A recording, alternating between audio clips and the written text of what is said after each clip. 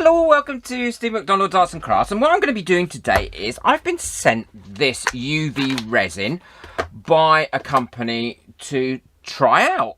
And I said, yeah, I would try it out. Now, I'm not normally great with UV resin, and it's not because it doesn't have its place. I think it's just my skill set isn't UV resin based, to be honest. But I'm going to go have a go, and I'm going to give it an honest review and let you know what it's like. So I've got my UV resin torch. Now, this is quite a powerful UV resin torch because the sun here is just too erratic. So this cures it up really well in the past when I've used UV resin. And I'm going to test it in some molds. I'm going to test it in some open back bezels, a bracelet, and I'm going to put some flowers in it, a little bit of glitter in it as well, and I think some mica powder. Let's do some mica powder as well and see how that works. Well, I'm going to pop a little bit of this resin inside this bracelet, and once it's in there, move it around a little bit. And what I have found is this moves around lovely. It's not too thick, which some UV resins can be. I'd just like to say a quick thank you to all my members whose names are coming up now. And if you'd like to become a member of this channel and benefit from all the additional perks, the link for that is in the description below.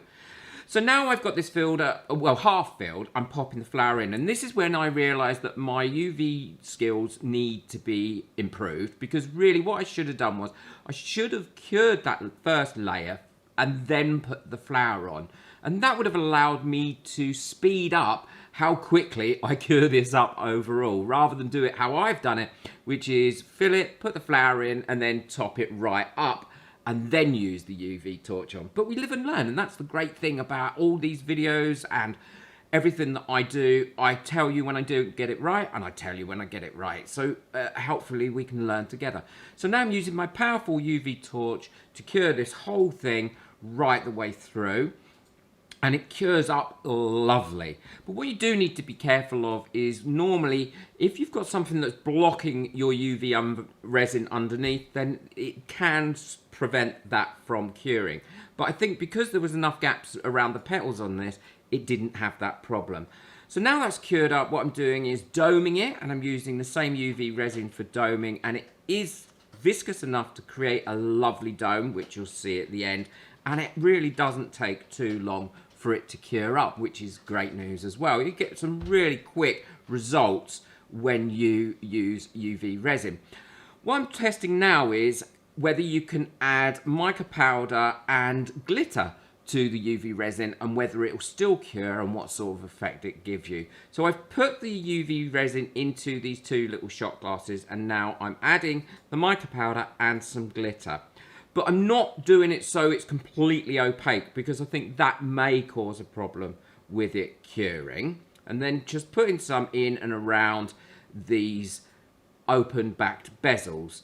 And if you'd like to buy me a coffee just to say thank you for any of my videos and help support this channel and get your name on my coffee board, the link for that is in the description below.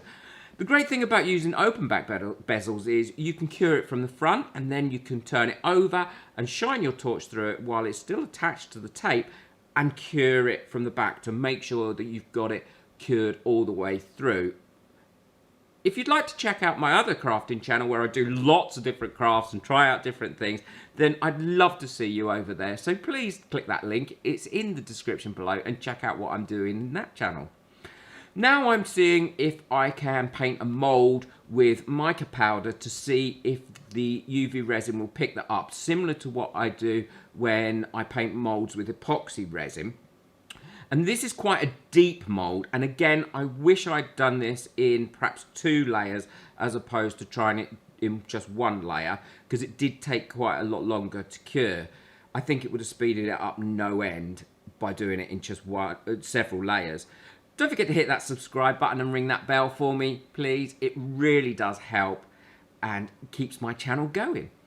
And I also want to see what this cures up like and how clear it is and what sort of colour it is once it's clear. So I'm doing it in this one mould, so without anything added to it, to find out what that is going to be like. Again, the same as epoxy resin, I did pop any bubbles that came up using my long neck lighter, and it got rid of those bubbles lovely. And if you leave it for 2 or 3 minutes before you cure it, those bubbles always come to the top anyway, curing it with my torch, and now we'll see what it comes out like. Well, these have all cured up now, so let's have a look at this one. Now, I over-poured this one a little bit, and as a result, I've got some there that I will just need to pull off or trim off. Of course, it's very, very hard. And then I'm going to dome the back of these, all these pieces that have been on here, because I think that will finish them off really nicely. This is cured up lovely, so is this one. These thicker ones, now I did this all in one pour and it did take longer to cure up. It has taken on the shape of the thing quite nicely, but it did take longer to cure up. But it works really well if you use it in layers, which is what I should have done on this one. Although this has come out, I think, really nice, and it has taken on the mica powder, which I think works very well. And I did one totally clear as well to see how nice and clear it is, and it is really crystal clear. I'm really pleased with how that one's come out. Overall, I think it's an excellent UV resin. I'm just going to dome the backs of these, and then I'll show you what they look like when they're completely finished. Well, these have all cured up now, and I've domed the backs of these. I mean, I think they have come out beautiful. I think the flower one is probably the best piece of UV resin work I have ever done. I absolutely love that. I think it would look nice as a charm or on a pendant. I'm really impressed with this. I like the way it's come out on this one. I think it's picked up that mica really pretty. It takes glitter well. Now, always be careful. You don't want to oversaturate your colours, because obviously if you make it opaque, then it isn't going to cure because the light's not going to get through. But again, I think that one has come out really well. And that one, if I hadn't over poured it, I think that one would have been really pretty as well. The flower in there, obviously you've got to be careful if you put too many flowers in, because anything behind those flowers isn't going to cure unless the light can get to it. But that is pretty well cured, and that is why when I did this one, I turned it over and domed the other. I absolutely love that. Give that to my mum. And it comes out clear. It's really hard, much harder than any UV resin that I've used before. Oh, I'm really impressed, and lovely and crystal clear as well. Look at that. So mine is definitely a yes. As far as I'm aware, UV resins can be quite hit and miss. Overall, amazing product. Well done, JDiction. I think for a UV resin, it is excellent, and it's kind of encouraged me to use it more. If you've enjoyed this video and you found it useful, please boot the thumbs up. It really does help my videos to get out there. I will link it in the description below, and everything else that I've used today as well. So check out the description. Take care. Enjoy your resin. Bye.